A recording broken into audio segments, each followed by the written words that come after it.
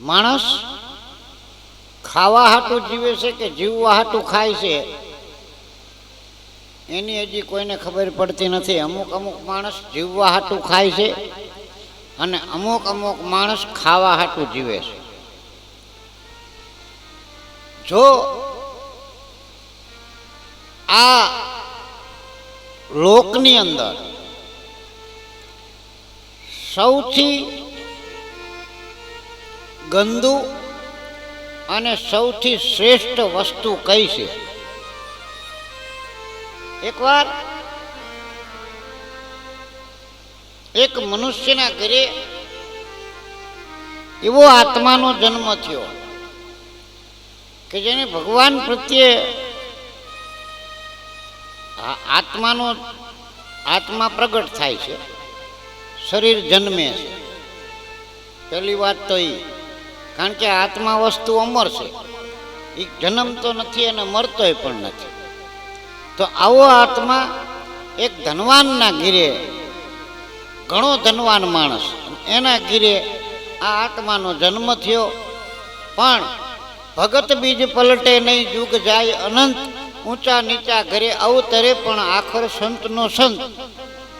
આવું સંતોએ નક્કી કરેલું છે. તો આવું સંતોએ આપણને સમજાવેલું છે. મહાન સંતોએ કીધું છે કે આત્મા કોઈ દી મરતો નથી.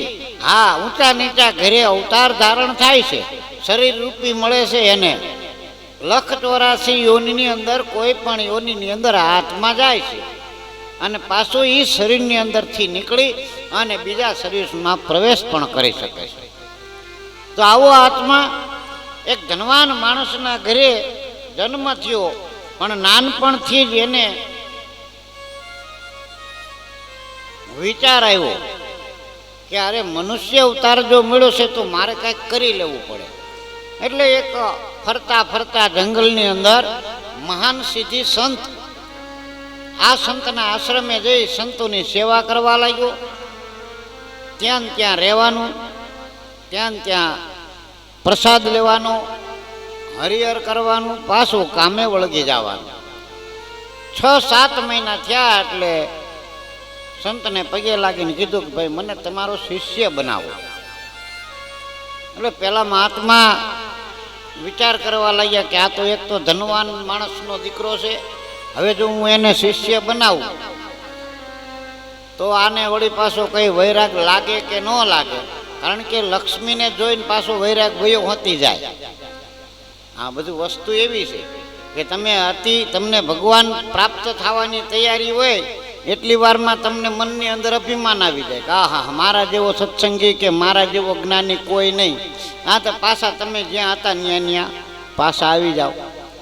એટલે માણસને અભિમાનથી પાછું પડવાનું થાય છે.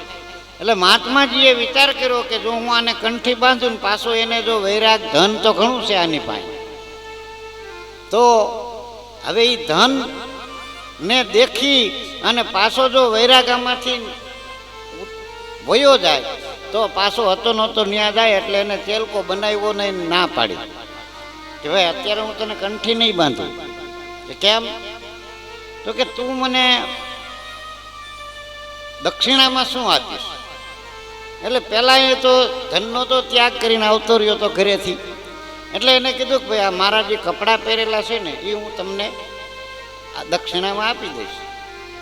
તો ગુરુજી મહારાજે કીધું મહાત્માએ કે મારે એ નથી જોતું, તો તમે કહો આ દુનિયાની અંદર મૃત્યુલોકની અંદર સૌથી જે ગંદુ, સૌથી ખરાબ કે હાવ નિષ્કામ કે જે કોઈના કામમાં ન આવતું હોય એવી વસ્તુ તું મને દાનમાં દે તો હું તને કંઠી બાંધું. એટલે પેલો માણસ તો આશ્રમમાંથી નીકળી ગયો. છોકરો વિચાર કર્યો કે સૌથી વધારે ગંદુ કોઈનું કાંઈ કામ ન આવતું હોય તો જે મનુષ્ય વિષ્ટા કરે છે ને એને લઈ આવું. એટલે ફરતો ફરતો ગામના પાદરની અંદર ગયો અને વિષ્ટા દેખી એટલે તરત એને લેવાની કોશિશ કરી. એટલામાં તો ઓલું ભૂંડ એક હતું, એ ભૂંડ આવી અને વિષ્ટાને પ્રેમથી ખાવા માંડ્યું, કેમ બત્રી ભાતના ભોજન જમતું હોય એવું. પેલા માણસે વિચાર કર્યો કે રે આ તો આનું ભોજન છે, તમે એનો ત્યાગ કર્યો છે, પણ આ બીજા જે એની અંદર આત્મા તો એની અંદર હતો જ ને. ભૂંડની અંદર જો આત્મા નો હોય તો એને ખાવાની કોઈ ઈચ્છા ન થાય ને. અરે રે આ તો કે આનું કામનું વસ્તુ છે. અને વિચાર કર્યો તો હવે શું કરવું, એટલે વિચાર કર્યો કે લાય થોડો કચરો જે હોય ને ત્યાં કણેથી કચરો લઈ આવો. હવે કચરો લેવા ગયો તો એ તરત ના પાડી કે ભાઈ આ તો આ કમિટીનો માલ છે, આ તો ભેગું કરીને અમે બધું અહીંયા લઈ જાય છીએ, અને આની અંદરથી જે કાંઈ સારી સારી વસ્તુ નીકળતી હોય એ બધી અમે લઈ લઈશું, એટલે આને અમે તને અડવા નહીં દઈ. એટલે પહેલાં એ કીધું કે એક કામ કરો, મને થોડોક કચરો આપો, મારા ગુરુદેવને દેવો. એટલે જેવો કચરામાં હાથ નાખવા ગયો એટલે એની અંદરથી અવાજ આવ્યો, કાંઈક તું મને અડતો નહીં.